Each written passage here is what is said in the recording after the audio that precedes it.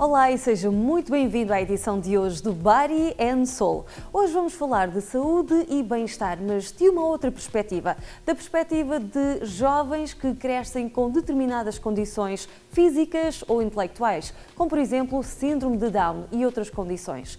E para isso nós hoje vamos conhecer a Diane Dupuy, que é uma das fundadoras do Famous People Players. Vamos também conhecer o fantástico trabalho da Luso Charities e, claro, eu trago-vos ainda mais um episódio inspirador de Nutrição Com Coração.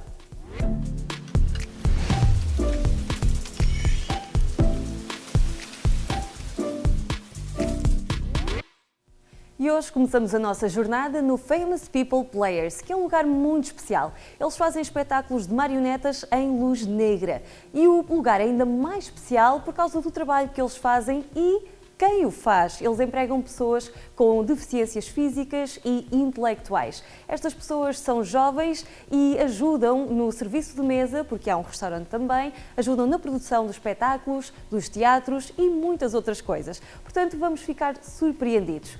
E a Diane Dupuy, que é com quem eu vou estar a falar hoje, ela trabalha muito de perto com todos estes jovens. Ela é, na verdade, uma das fundadoras deste projeto e inspirou-se na sua própria história de crescimento pessoal para dar oportunidade a estas crianças e jovens adultos de terem uma nova esperança e de serem quem realmente são. Ora, veja. Well, I was what you call a slow learner in school.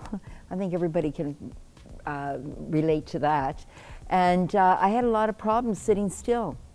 I still do. This is hard for me to sit still. I like to walk around and tell you and talk to you. I couldn't pay attention. I never liked it when the teacher would say, pay attention, concentrate. But it was something that was very difficult for me to do. My mind would wander very, very easily. And if I was in school today, I would have been diagnosed with ADHD. But for me, ADHD really means awesome dreams with high drama. And I gave a lot of high drama. But I dreamed a lot as a child, and I was also bullied a lot in school. And because I was getting too big for some of the classes, because I failed grade 3 and I failed grade 6, and it was hard. But I had an invisible horse that was my friend that I could talk to.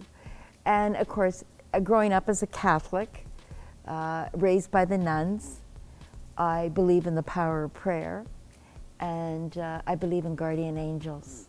I believe that there are guardian angels to protect and guide us, but there's also the earth angels, the wonderful earth angels that come along and surprise you at the one time in your life when you really need them the most. Mm-hmm. So that is what motivates me, and that's what gets me going. And when I founded Famous People Players, I was volunteering a long, long time ago in the 70s for an institution in Aurelia. I only did it once actually, but I did other volunteer work someplace. And I saw how people with disabilities and people who were referred to as mentally retarded, and how there were no doors on the washrooms.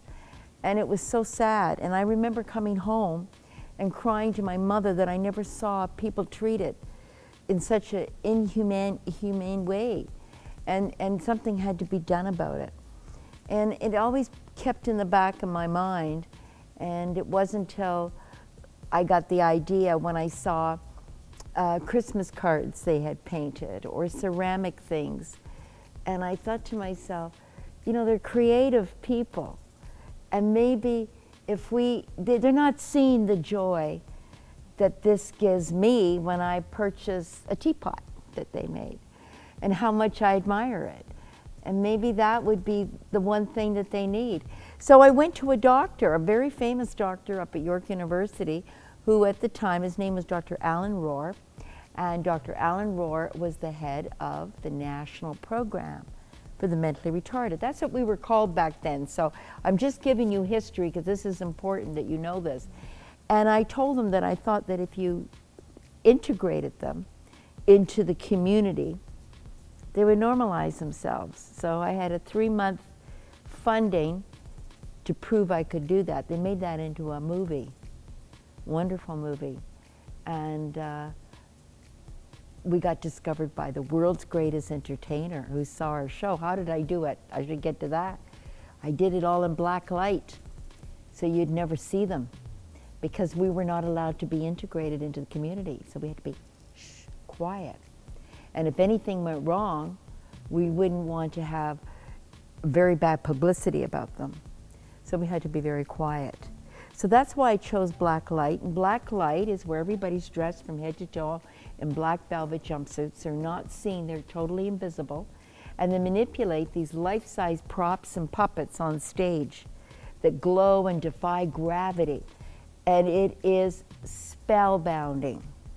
And the world's famous entertainers saw that show, much more famous than Justin Bieber. His name was Liberace. People may not remember him, but he was bigger than Justin Bieber. And he signed us on the spot to open for him in Las Vegas at the Hilton. And we won stunning reviews. No one knew anything about who we were. And the rest is history. And we went on. We were the group that reopened Radio City Music Hall to musicals, with the first live production on stage of The Sorcerer's Apprentice that was seen in the Disney movie Fantasia. And then we went to Broadway and got great reviews on Broadway. And then I got thinking that maybe we should be having our own home in Toronto.